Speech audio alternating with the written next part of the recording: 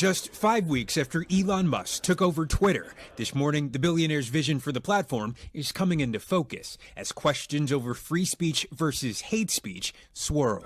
Kanye. While the suspension of recording artist Ye, formerly known as Kanye West, from the platform has captured headlines, hundreds of Twitter accounts belonging to far-right activists and QAnon theorists have been reinstated, according to data reviewed by NBC News. People who know how to play the game in the white supremacist spaces, who know how to get people radicalized subtly over time. Andrew Anglin, the founder of one of the most influential neo-Nazi websites, just one of hundreds of formerly banned users, now back on the platform after Musk's Thanksgiving tweet that amnesty begins next week. Meanwhile, this is an insane move, by the way. Like, dude, you're crazy. Like, then why are you banning Kanye? You know what I mean?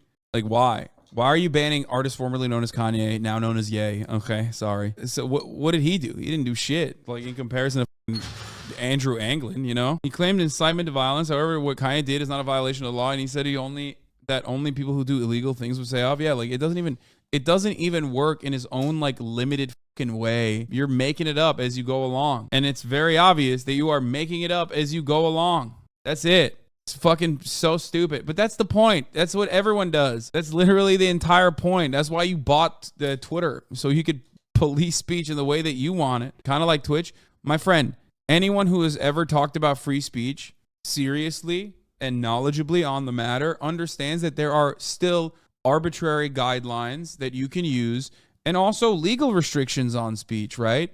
I mean, slander, libel, these are things that are not a part of free speech. Revenge porn is not free speech. Like, understandable regulated instances that everyone agrees on. And then there's also hate speech that everybody understands should not be within the confines of what is allowed in a particular private space like Twitter or anywhere else. And that's more an overall vibes-based limitation, okay?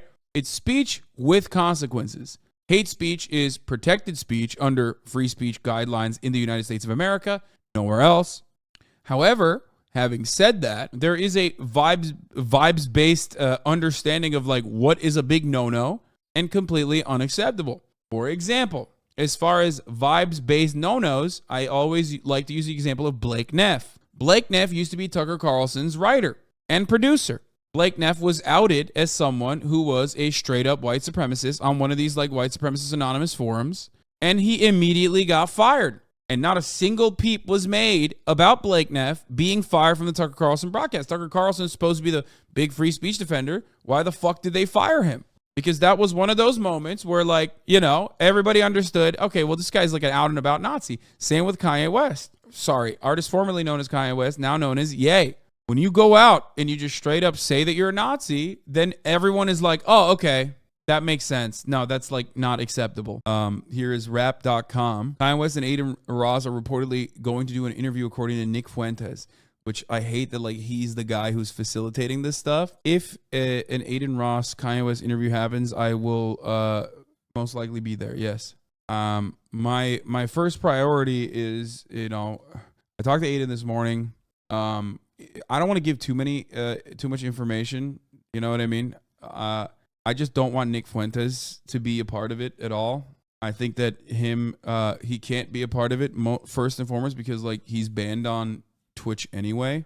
I don't think there's any point of you being there since he will just leave. Okay, but, like, okay, this is a report of thyself, okay? Because what you are basically stating is that, so for Kanye West to do an interview now, he has to, one, have his Nazi best friend there, and two, like, have no pushback whatsoever if he says some unhinged shit like Jews control the media. Like, so then no interview. You know what I mean? Like, why have an interview at all? Like, are you that desperate for an additional crumb of Kanye on your timeline? You need to fucking understand that, like, at that point, what you're basically saying is like, oh, I want Kanye to be like, you know, I want Kanye to go unaddressed. That's what you're saying, which is fucking nuts. I do personally think that it is a bad idea in general to have to give Nick Fuentes any more platform than he's already gotten, especially one with, like, hundreds of thousands of children. You know what I mean? Especially in the United States of America, where people literally don't know anything about the fucking Holocaust or World War II or Nazis. well-educated liberals don't even fucking understand dog whistles and how Nazis operate and gain prominence. So navigating that space without someone who's like knowledgeable is really dangerous. The billionaire cutting the company staff, including those dedicated to monitoring abuse and hate speech. After Musk acquired the site, slurs against Black Americans tripled. I think if you consider what Kanye West is doing on the platform to be a blatant violation or like an incitement of violence, which I agree, I think that the promotion and advocacy for Nazi ideology, white supremacist ideology, is a promotion of violence, because Nazi ideology hinges on doing violence to an entire group of people. Then you can't have Andrew Anglin on the platform. Then you can't have any of the other Nazis on the platform. That's it. It's a vibes-based thing because it's nebulous and hard to define, but really easy to identify. We know what is so racist, sexist, anti-Semitic that it basically incites violence for so clearly singling out and dehumanizing a vulnerable group. Yeah, I agree. It's incitement, but my first comment was just that there's a high legal bar. Yeah, no, I know that. And it's one that's protected by the American First Amendment. Notice how it's always protected by the First Amendment, but it's never like anti-government protests that have that same fucking legal bar, you know? Anti-government protests, anti-police protests are met with like state violence all the fucking time. And anti-Semitic tweets soared more than 61%, according to groups that monitor online hate. Musk pushing back, calling reports of rising hate speech utterly false, and tweeting hate speech impressions continue to decline despite significant user growth. This morning, Ye's Twitter account remains suspended after being banned Thursday night. Musk writing, "I tried my best. Despite that, he again violated our rule against incitement to violence. Account will be suspended." Are you surprised that Elon found that line in the sand? Everybody has their line. For Elon, yeah, everybody has their line. Exactly, everybody has their line. And for Elon, it was when Ye posted a fucking photo of was it it was Ari Emanuel hosing Elon's naked body down on a fucking yacht. Okay, that's what his line was. He's like, "This is violence."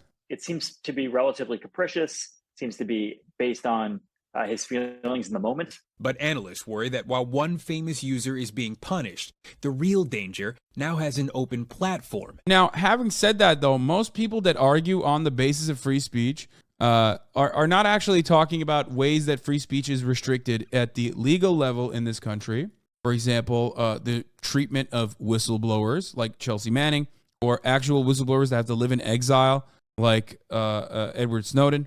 Okay, that is real violations of free speech, like the legal violations of free speech. People also don't consider BDS laws, like anti-BDS laws in places like Texas, where you have to sign a waiver to become a fucking teacher, even in a public school, that says you will never participate in any kind of completely legal protests under the banner of boycott, divest, and sanctions on Israel.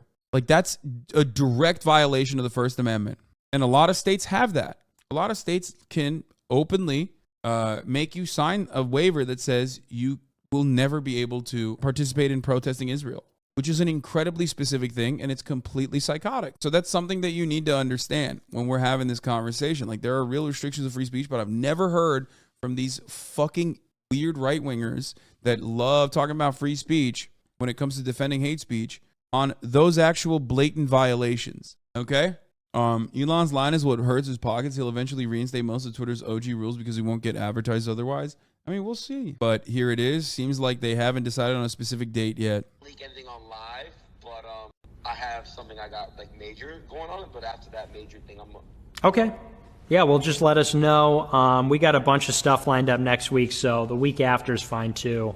We want to sit down with people that disagree. We want to have the conversation. We want Jewish people to be a part of it.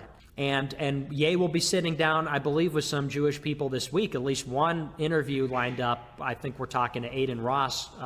Him and I will be speaking to him. Aiden would get 100% permit for this, right? I mean, depending on what Kanye says, depending on what Ye says on the interview, and depending on who is in the interview. Please talk to Aiden before this happens. I already did. I did this morning. Okay? He understands the severity of the situation, both from a self-preservation point of view.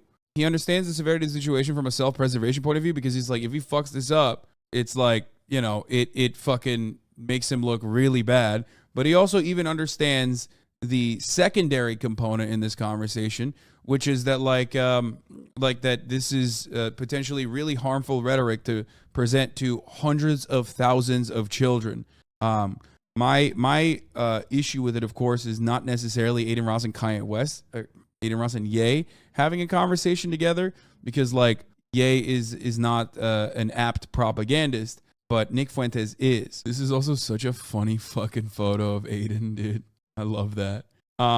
Anyway, I had a conversation with Aiden, a long one this morning, and I will I might play a role in this conversation